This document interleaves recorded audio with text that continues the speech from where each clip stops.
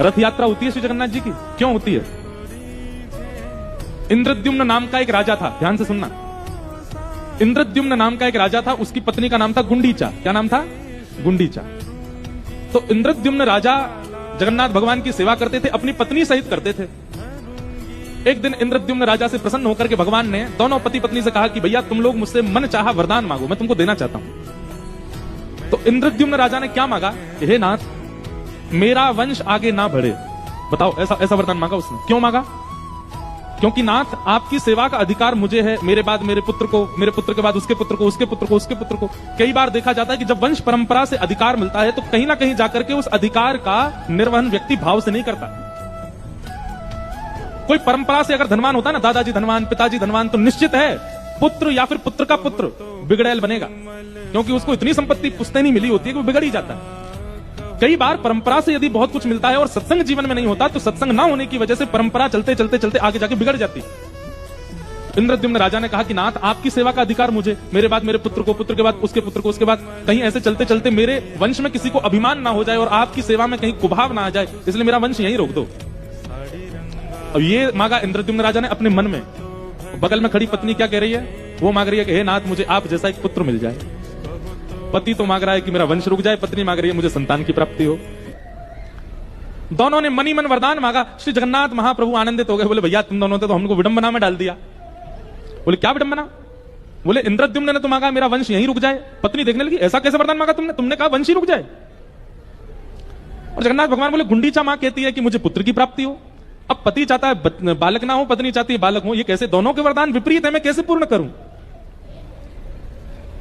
इंद्रद्युम्न गुंडीचा को समझाने लगे, अरे तुम जानती नहीं हो, तुम भी यही मांगो, संतान ना हो, हम दोनों अकेले ही ठीक हैं, आदि आदि ये सब। गुंडीचा उसको समझा रही है, अरे नहीं नहीं संतान तो होनी चाहिए, ऐसे कैसे आदि आदि। जगन्नाथ भगवान बोले झगड़ो नहीं, हमारी बात सुनो, तुम दोनों की इच्छा पूरी करते हैं हम। बोले कैसे? बोले आपकी इच्छा तो हम ये पूरी करेंगे कि आपकी संतान होगी नहीं, और गुंडीचा मां आपकी इच्छा हम ये पूरी करते हैं कि जब तक पृथ्वी है, जब तक ये भूमंडल है, तब तक मैं ही आपका पुत्र हूं, मैं आपकी संतान बन के रहूंगा।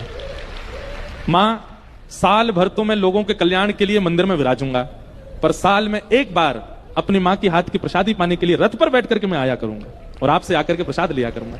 तो भगवान जगन्नाथ जहां विराजते हैं वो है श्री मंदिर, और रथ में बैठ करके जिस स्थान पर जाते हैं उसका नाम है गुंडीचा मंदिर। वो मां के घर जाते हैं, अपने मैया से मिलने जाते हैं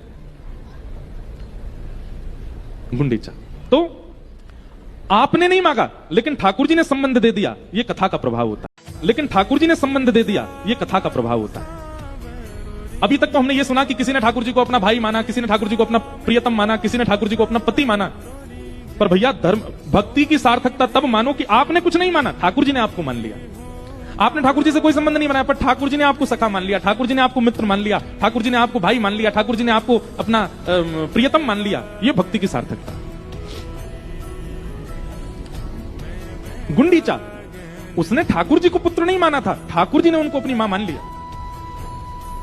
हम हमेशा अपनी कथा में कहते हैं भगवान से संबंध बनाओ, पर आज हम अपने बात को थोड़ा और आगे बढ़ाते हैं और ऊना में एक नया स्टेटमेंट देते हैं कि भक्ति ऐसी करो कि ठाकुर जी आपसे संबंध बनाए, आप ना बनाओ, ठाकुर जी आपको अपना बनाए। कहो देना, आप तो ठाकुर जी को ठाकुर जी कहो, ठाकुर जी आपको मैया कहते हैं, ठाकुर जी आपको भैया ऐसा कहते हैं, ठाकुर जी आपको अपना सखा कहते हैं। एक भक्त की चर्चा आती है कि वो भक्त नित्य नाम जब बहुत करते थे, उनका पुत्र बहुत बीमार हो गया, तो घर के सदस्यों ने कहा भाई अब तो नाम जब छोड़, इसको वैद्य के पास ले जा। लेकिन वो नाम संकीर्तन करते रहते। स्थिति ये हो गई कि पुत्र के प्राण चले गए, लेकिन उन्होंने नाम जप नहीं छोड़ा।